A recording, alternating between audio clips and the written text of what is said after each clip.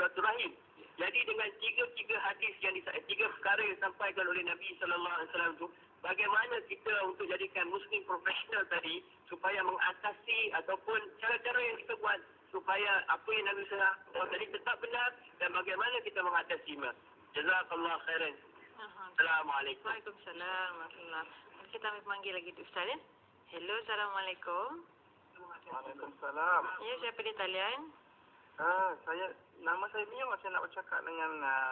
Silakan Encik Mio, dari mana ya? Hello? Hello, Encik Mio dari mana ya? Saya Mio lah. Dari mana ya Encik Mio? Saya daripada Port Dickson. Silakan. Okey, saya nak bertanya tentang pengambilan lah tadi kan. Sumber ambilan. Okey, macam ini. Bila kita ada kuasa, contohnya kita sebagai pengurus, kita ada berkuasa untuk mengambil ataupun tak mengambil, seperti dua ciri tadilah. Kan? Antara dua ciri tadilah. Dan kalau tak menepati, kita boleh tak mengambil lah. Macam mana kita dalam keadaan kita tidak ada kuasa? Pengurus kita tak amanah dan pengurus kita ni hablun minallah hablun minannasnya out. Macam itu juga macam kita sebagai rakyat. Kalau pemimpin yang tak ada hablum minallah hablum minannas, macam mana kita ni nak memberi sumbangan dalam muslim mukmin yang profesional ini tadi. Dalam keadaan kita tidak ada kuasa, lemah. Ya, baik. Terima kasih. Assalamualaikum. Waalaikumsalam. Mungkin Ustaz boleh jawabnya ini dulu dahulu ya. Yang lain tu sabar dulu, kita akan jawab sebentar lagi. Jadi silakan Ustaz. Pertamanya saya ingin mengucapkan terima kasih kepada Cik Abdul Manan daripada Pulau Pinang tadi yang menguatkan, memperkukuhkan hujah kita tentang mukmin profesional. Dan Cik Abdul Manan telah mengeluarkan hadis yang berkaitan iaitu tentang di akhir zaman. Ya, 3 perkara yang diangkat iaitu khusyuk dalam solat, kemudian amanah dan juga tali silaturahim yang begitu rapuh. Jadi saya kira tiga perkara tu walaupun nampak berbeza tetapi dia sebenarnya ada hubung kait yang rapat antara satu sama lain.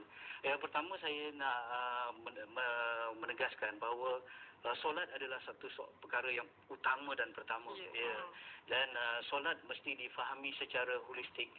Walaupun solat hakikatnya adalah hubungan yang begitu resmi, yang begitu intim antara manusia dengan Allah, tetapi kesan daripada solat, impak daripada solat tu sebenarnya dia akan memberi kesan kepada hubungan sesama manusia dan juga hubungan dengan kepakarannya. Jadi kita lihat kalau orang kata ada orang datang bertanya pada kita, katalah hidup saya ni dah haywire, maksudnya lintang pukang lintang pukang, dah teruk, tapi saya nak berubah. Dia seorang Islam, dia kata dia nak berubah. Jadi semua ada masalah. Jadi saya nak bermula daripada mana? Jawabnya mudah, nak mulakan bermula daripada memperbaiki solat. Apabila kita memperbaiki solat, dia akan menjadi satu chain reaction, kesan berantai kepada perkara-perkara yang lain. Dia akan baik sikit-sikit terus yang selainnya. Jadi di situ saya nak lihat solat bukan aspek ritualnya saja, tetapi aspek spiritualnya. Kadang-kadang kita laksanakan solat secara adat saja. Mungkin itu memang solat yang tertolak. Solat yang kita buat untuk riak, semata-mata nak menunjuk pada orang, ataupun solat yang tak ada ilmu, tak tahu sah, batal, rukun dan sebagainya, itu dah tertolak awal-awal. Kemudian kalau kita menjaga aspek-aspek rukun fiqahnya, solat kita dah sah, tetapi belum tentu khusyuk. Solat yang khusyuk adalah solat yang boleh memberi impak, memberi kesan kepada sistem keyakinan kita, memberi kesan perubahan kepada world view kita, cara kita melihat, dan memberi kesan kepada tindakan kita hingga dengannya tercegah fahsyat dan mungkar. Contohnya saya katakan tentang solat lah, tentang solat sekali lagi. Apabila kita solat sebenar-benarnya yang dikatakan khusyuk itu, dia sekurang-kurangnya ada 4 rasa menurut Imam Ghazali kata. Yang pertama, kita rasa haibah, rasa besar betul Allah. Bila kata Allahu Akbar, permulaan takbiratul ihram, segalanya kecil, Allah yang besar. Maksudnya fokus kita dengan Allah. Yang kedua, kita ada rasa takut, rasa gerun dengan Allah, kemudian rasa harap, rasa rajak dengan Allah, lepas tu rasa hayak, rasa malu dan sebagainya. Rasa-rasa inilah yang membentuk khusyuk. Dan di akhir zaman, rasa-rasa inilah yang diangkat. Ya. Kalau kita lihat, ramai orang yang solat tetapi tidak memberi kesan. Bukan saja ramai orang yang solat tidak memberi kesan, ramai juga orang dah tak solat. Mengikut kajian yang saya baca daripada Datuk Dr. Fadilah Kamsah, 85%, 80% orang tidak solat. Jadi bayangkan betapa fragile, betapa rapuhnya kita sekarang. Jadi padahal solat itu adalah kepala segala ibadah. Apabila solat ada, ditanya nanti di akhirat, kalau solat bagus, lainnya dihisap dengan begitu mudah. Tetapi apabila solat dah sangkut, segala-galanya sukar dan sebagainya. Jadi solat adalah kepala ibadah. Jadi apabila diangkat solat, maka kita umpama jasad, dia tak ada kepala lagi lah. Kita mungkin jumpa orang masih bergerak kalau dia tak ada tangan. Kita masih nampak orang yang tak ada kaki, tapi tak pernah kita jumpa orang tak ada kepala. Jadi begitulah umat Islam, ya. Mukminnya sudah tidak ada. Dan bagi mereka yang solat pula, linkage ataupun perhubungan antara solat dengan kehidupan hablum minan nas tu kadang-kadang tak ada. Bagaimana orang yang rajin solat kadang-kadang minta maaf, ya, mulut laser, masih lagi buat mengumpat dan sebagainya. Itu yang kita lihat. Bagaimana Rasulullah bila diberitakan seorang wanita yang malamnya rajin solat malam dan siangnya berpuasa, tetapi dia ada kelemahan, iaitu dia selalu menyakiti hati jirannya dengan lidahnya. Rasulullah kata, la khaira fiha wa hiya min ahli nar. Dia tu tidak ada kebaikan bagi dia. Dia adalah ahli neraka. Walaupun dia baik dengan hablum minallah, tentu ada masalah dalam hablum minallah tu. Dalam solatnya mesti ada masalah. Jadi begitulah yang kita nampak. Memang mukmin profesional, orang yang benar-benar menjaga solatnya dan khusyuk dalam solatnya, dan solat tu berkesan dalam hubungannya sama manusia. Begitu juga hubungan solat dengan pekerjaan. Dalam solat kita diajar fokus. Kita ada 3 kiblat dalam solat, kiblat mata, tempat sujud, kiblat dada, Kaabah, dan kiblat hati kepada Allah. Kita kena jaga. Kita diajar fokus. Dengan fokus kita ada kekuatan. Contohnya, kalau cahaya matahari turun ke bumi ini tak membakar, tapi kita letakkan kanta, nanti dia ada dia fokus pada satu yang dia banyak objek intensity atau keamatannya tinggi dan boleh membakar. Jadi kenapa masa solat kita diajar untuk fokus, tetapi tidak ada kesan di luar solat? Kita tidak fokus lagi pada visi kita, pada misi kita, pada pekerjaan kita, pada sumber tenaga kita. Masih lagi tenaga kita pergi ke tempat yang lara, yang tak perlu diberi ketumpuan. Jadi bukan kita tak puas, tetapi kita tidak fokus. Masalahnya. Begitu juga dalam solat, kita menjaga ketepatan waktu. Time management, ya. Orang yang solat selalunya mesti dia jaga time management dia. Tapi apa masalahnya? Orang yang solat tetapi datang lewat, bekerja, kan, kalau dia temu janji tak tepati dan sebagainya. Kalau dia perlu bawa, dan solat ajaran kebersihan. Kita mesti bersih daripada hadas, bersih daripada tempat kita, daripada najis dan sebagainya. Tetapi kenapa dalam kehidupan kita tidak mengamalkan kebersihan? Contoh, bukan saja kebersihan jiwa, tetapi kebersihan pakaian, kebersihan fizikal dan sebagainya. Jadi itu ada masalah memang. Jadi begitu juga solat kita amanah. Amanah, ya, Mas. Saya minta maaf, saya buat contoh solat yang dikaitkan dengan amanah.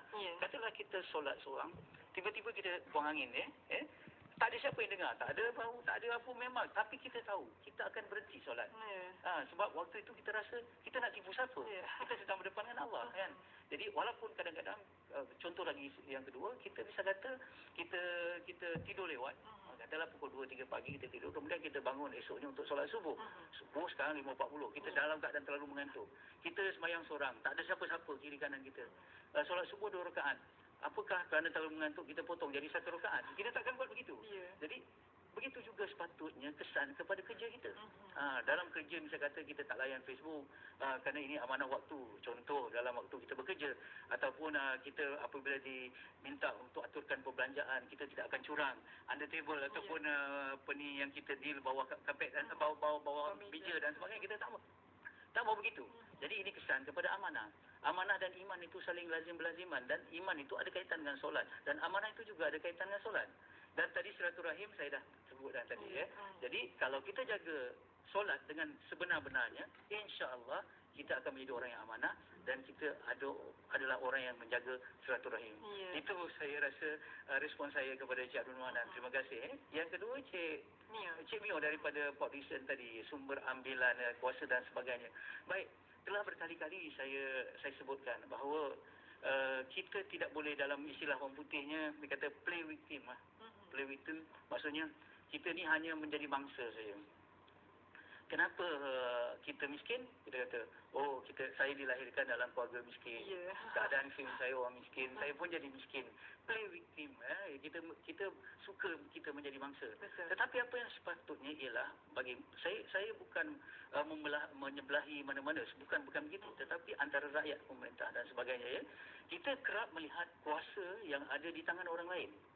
Kenapa orang lain tidak menggunakan kuasanya untuk menegakkan Islam? Itu persoalannya. Tetapi sudahkah kita lihat pada diri kita? Kita juga ada puasa.